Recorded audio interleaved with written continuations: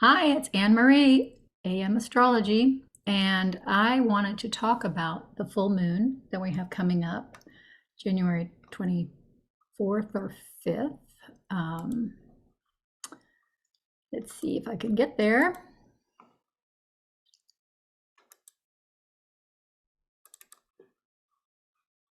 I'm going to show him here in a minute, so hang on for that. January 25th, I have it set for Washington, D.C., 12:53 p.m. The sun obviously is at 5 degrees of Aquarius, and the moon is at 5 degrees of Leo. So just a few things right off the bat that jump out to me on this is everything's above the horizon except the moon and the south node. So this is a very external, this is interactive, external focused full moon. The ascendant and descendant, this is very interesting. The ascendant is on Aldebaran, and the descendant is on Antares. So these two fixed stars are two of the four royal stars, and Aldebaran is the watcher of the east, and Antares is the watcher of the west. And so the points are the watcher of the east and the watcher of the west. I thought that was really pretty interesting. There's a lot more information out there on those two stars that you can look at. They are thought to be portals. And so for this is Washington, D.C. now, mind you. So obviously wherever you go, whatever, if you're pulling up a chart for wherever you are, the ascendant and the descendant are going to change. But for this specific chart, for the full moon for Washington, D.C., that's where the ascendant and descendant are. And I thought that was interesting. The other things, because the ascendant is ruled by Mercury, I wanted to see where Mercury is, and Mercury's in Capricorn in the 8th house, conjunct Mars. It's joining Mars, and so so this could be, we've got aggressive conversations, arguments, focus on details regarding conflict. It could be, because it's the 8th house, it could also be things relation to other people's resources and secrets, hidden things, death, rebirth, transformation, all those things. So we've got Mars exalted in Capricorn and Mercury conjoining Mars there. And they are actually in a square to the nodal axis at this point, or approaching a square, just a few degrees off of that square. So that gives this idea of fate and what is destined for us. These are the nodes of fate. So the other things, the sun is in detriment because it rules the sign of Leo. So it's ruling the moon, but it's in detriment here in Aquarius. And it is, of course, separating from its conjunction with Pluto. There's still all of that energy and just the change of energy moving into Aquarius, and then just that conjunction that they had at the last degrees of Capricorn. So I think this full moon, something's going to be illuminated as to, what we're moving into, what the energy is moving into.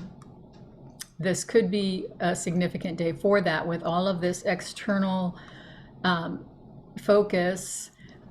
These two important royal stars, the Mars-Mercury conjunction, and then so the sun is, like I said, in detriment, but it's being ruled by Saturn, and Saturn is here in Pisces, and it is in a um,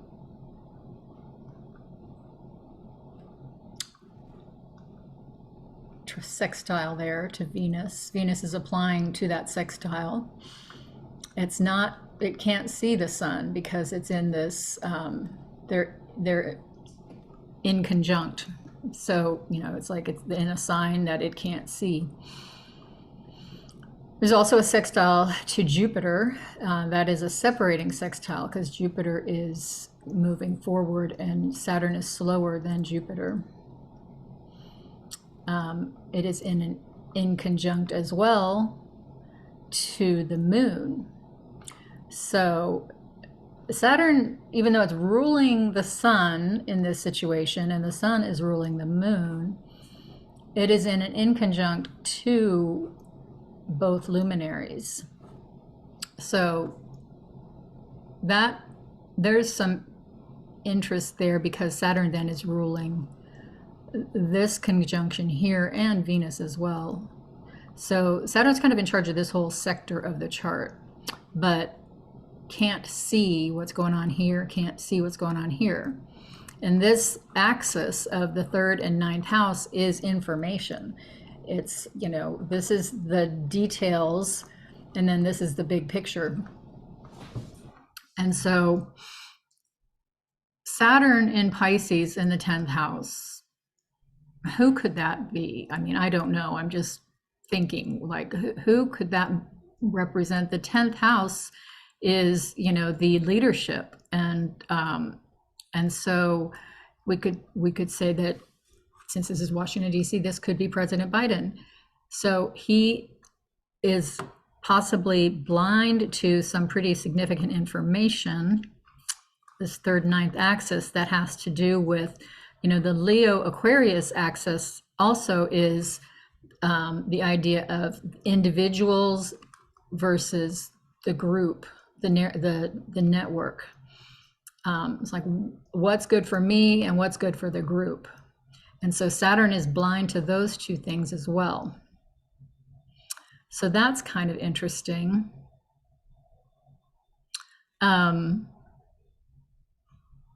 What else do I see here that I want to talk about?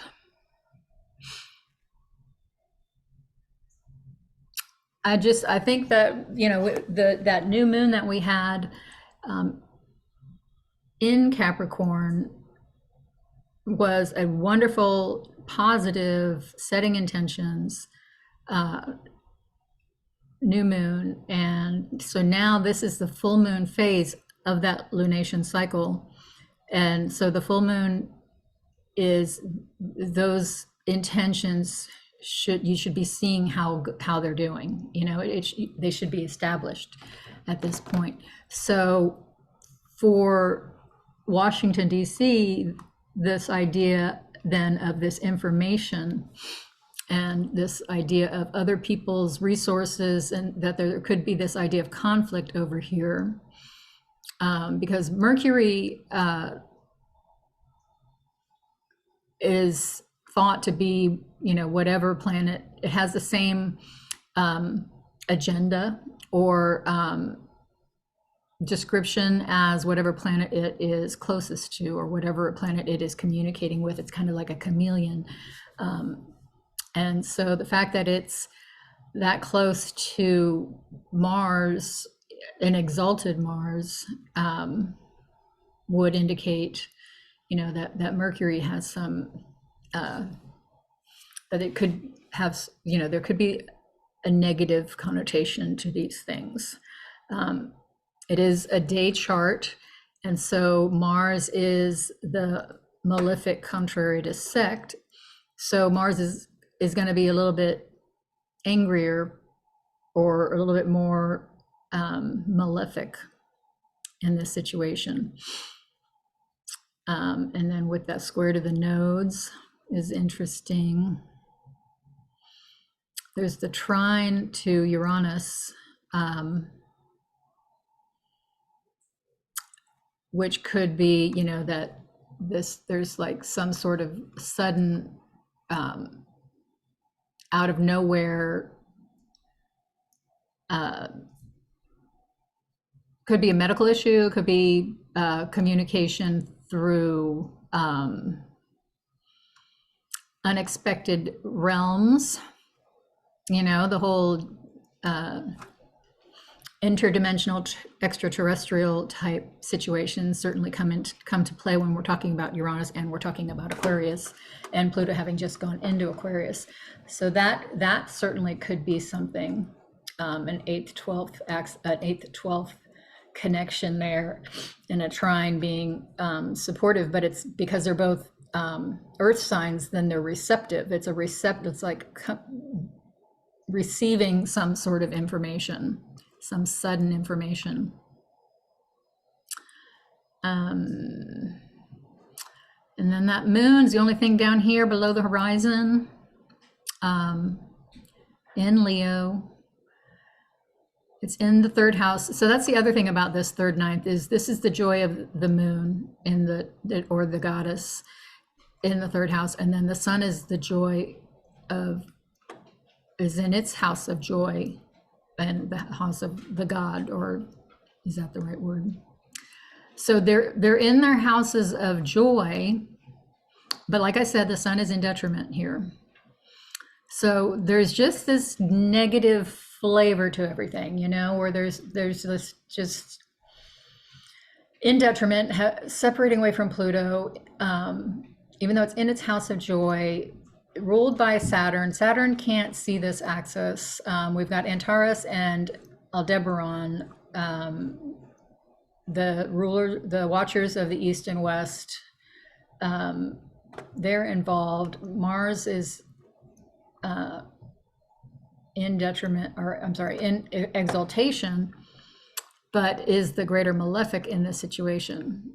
And then this trine to Uranus. So could be some information that comes through that is out of the blue, that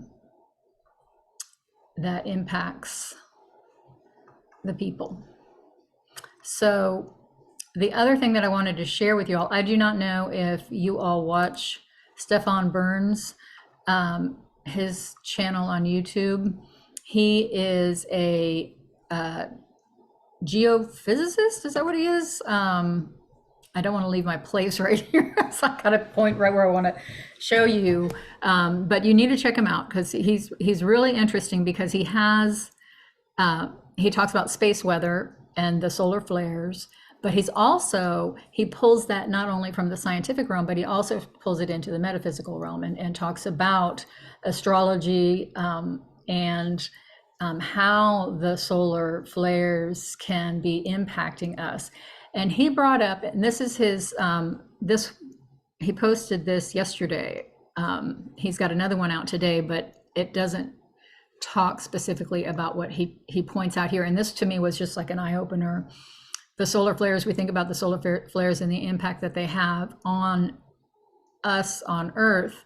But here I'm going to just play a little bit of his, I don't know if I'm allowed to do this or not. We'll find out, I guess. But he talks about how the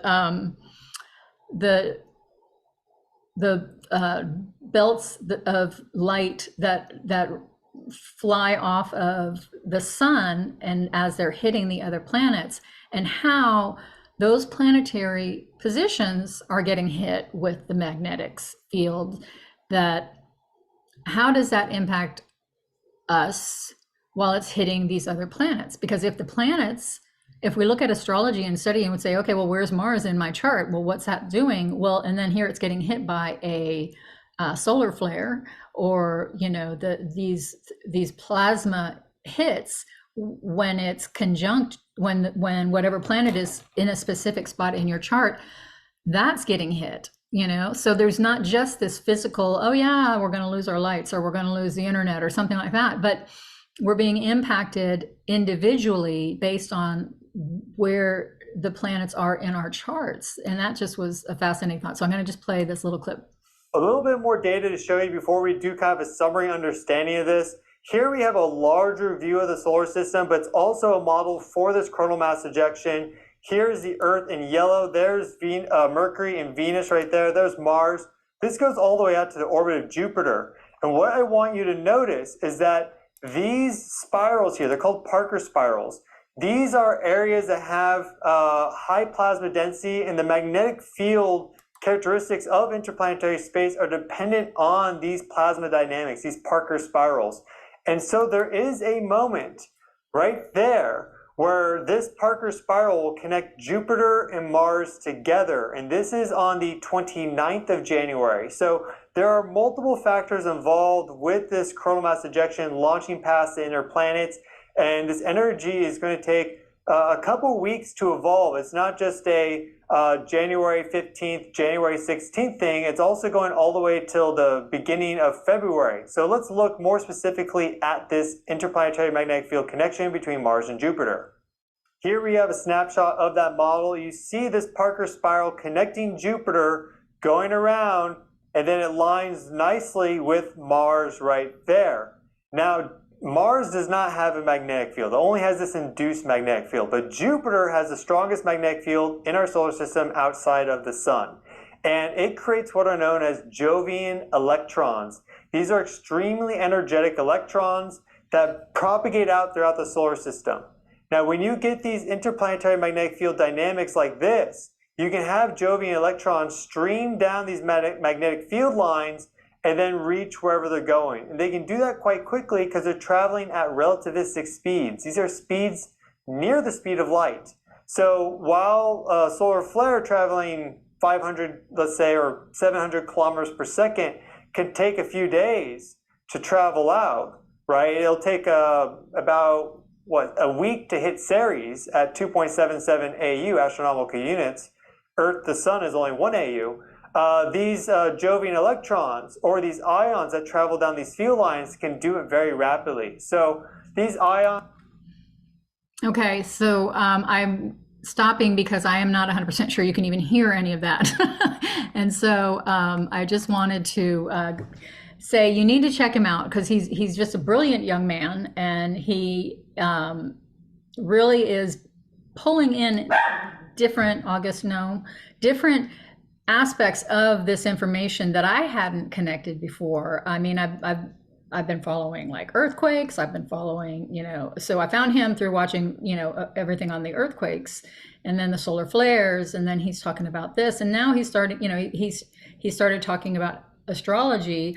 I'm not 100% sure of his full grasp of astrology. He has a really good video where he's talking about Ceres. You heard him mention Ceres, and he talked about the Greek gods and the story of Demeter and Hades. And so he's saying the connection there between Ceres and Pluto. When Pluto goes into Aquarius, there's a connection there to Ceres. And I don't really do a whole lot with the asteroids, so I mean, I know the story, but I just can't tell you too much about that. But watch his video. They're really, he's very interesting. He's quick. He posts things all the time, and he does get meaty. I mean, it's a lot of science, but he has lots of graphics, as you can see in that, and visual aids and stuff. And so just that idea, if you have to know your chart and know where the different planets are currently transiting in your chart, and if they're making contacts with your personal planets or with anything, your angles, your ascendant or descendant, and then to be aware that these solar flares and these coronal mass ejections and these other things, that adds another layer to the energy that we're experiencing. And I just find that really almost mind-blowing, that just, it's not just the transiting planet, it's also this, coronal mass ejection that's missing Earth. It's, it's not going to hit Earth, but it hits Jupiter, and then through this line goes and hits Mars. And so, the connection there is pretty phenomenal. So anyway, check him out, and let me know what you think about that. I would love to hear others' opinions. I found it pretty interesting. We'll say that, very interesting. So anyway, thank you so much for watching. I don't know if I'll have another video up. I'm slowing down. I did all those videos, and I think it's because all the energy went into Capricorn, and I have a bunch of planets right at the beginning. My ascendant and my sun are right at, the first few degrees of Capricorn, and I think that just gave me a burst of energy, and I just did all these things, and now it's like meh. So anyway, I've got a lot going on here at my house. Like I said before, I had the foundation messed with, and we're going to call it messed with because now I have cracks, really big cracks all over the place. But it is apparently fixed. And got to get the new roof and going to fix the damage in various places in my house. And then have to totally redo the bathroom. So lots and lots of stuff. But anyway, thanks for watching. Please like, share, and subscribe. Send me an email, ayemology@gmail.com, or just put a comment in. I'd love to hear from you, and we'll talk to you soon. Thank you.